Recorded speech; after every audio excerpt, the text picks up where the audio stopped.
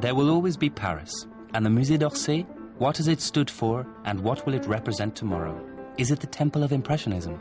Yes, of course, but it's also much, much more. Romanticism, Neoclassicism, Orientalism, Realism, Naturalism, Academism, Impressionism, Pointillism, Neo-Impressionism, Japanism, Nabi, Symbolism, Cloisonnism, Primitivism, Art Nouveau, Fauvism, Pictorialism. Between 1848 and 1914, countless artistic movements intermingle, follow and influence each other.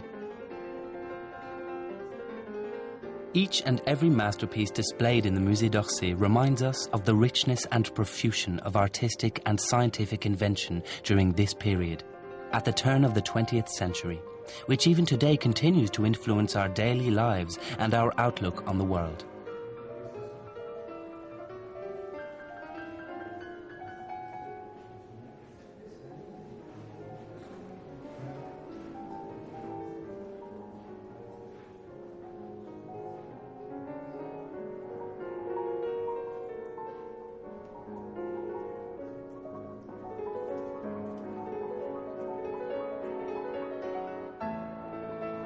Can it be a coincidence that all these works of genius, witnesses to a time of great aspiration and progress, have been brought together in a former train station?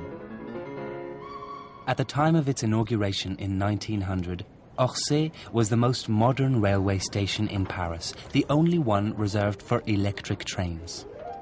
Its metallic structure is a masterwork of the Industrial Revolution, on a par with the skyscrapers of New York, or Gustave Eiffel's famous tower. Many features are reminiscent of the splendor and luxury of the Belle Époque. Visitors can still admire the former hotel's reception hall, and surrounded by marble statues and gilded decorations, they can have a meal in the station's grand restaurant and may even come to believe that they themselves are travelers waiting to board a train. To be swept off to other stations, those with coal trains whose plumes of billowy white smoke fascinated painters and photographers alike.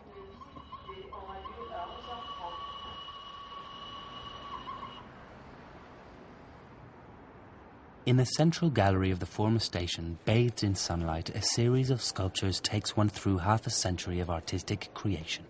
Barry's lion stands on guard at the entrance, an heir to the Romantic movement.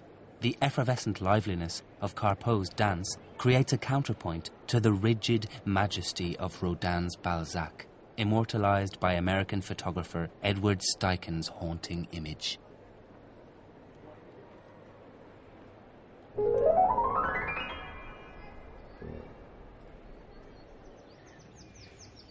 Indeed, light is a major preoccupation for these artists who are escaping their studios. With their bright, colourful paintings, the Impressionists reinvented nature in its infinite variety. They brought their easels outside and captured the play of sunlight in the undergrowth, on the seashore, in the fields and gardens.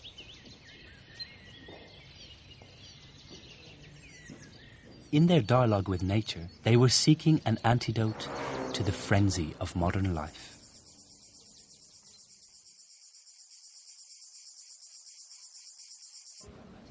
By the late 19th century, it had become common for artists to travel.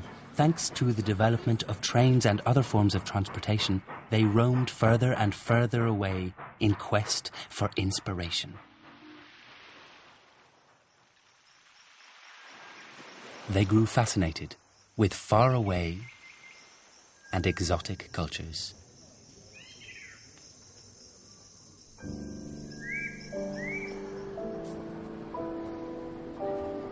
The art in the Musée d'Orsay incorporates both carefully preserved traditions and revolutionary transformations. Nudes, long a staple of solid academism by such artists as Cabanel or Marot, were given new life by Puvis de Chavannes.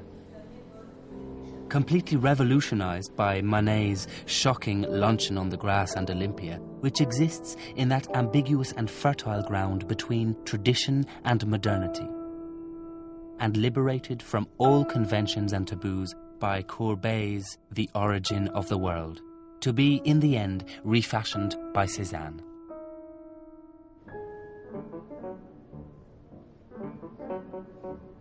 The art of portraiture was also rethought.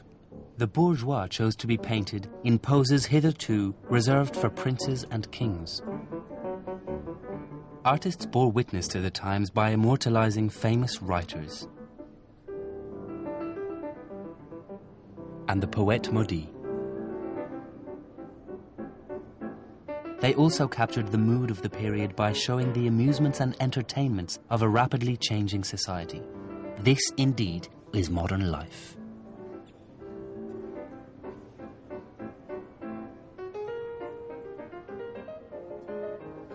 Each individual, great or humble, portrayed in daily life, in acts, traditional or ritual, finally found his or her place in the visual arts. Each and every attitude and gesture, including all aspects of physical labor, were finally deemed worthy of display.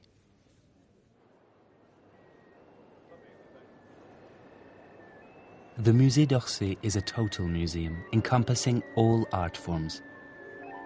Painting and sculpture, of course, photography, but also the architecture of the building itself, and even the decorative arts.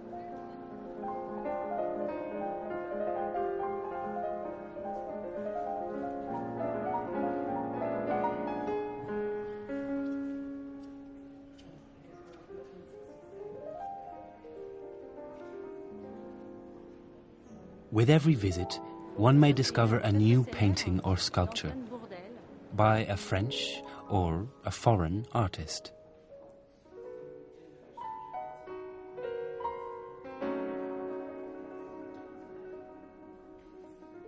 As well as reconnect with familiar, iconic masterpieces.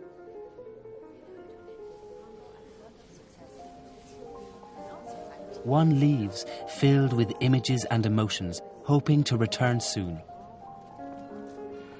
To come back and dream, learn, marvel in the galleries or in the auditorium, which hosts concerts, films, conferences and symposiums. Or to take part in the Fête de la Musique, held annually on the 21st of June, to witness musicians and spectators gather in the nave and mingle with the statues, joining in the celebration of the art of these bygone times, where our young century has its roots.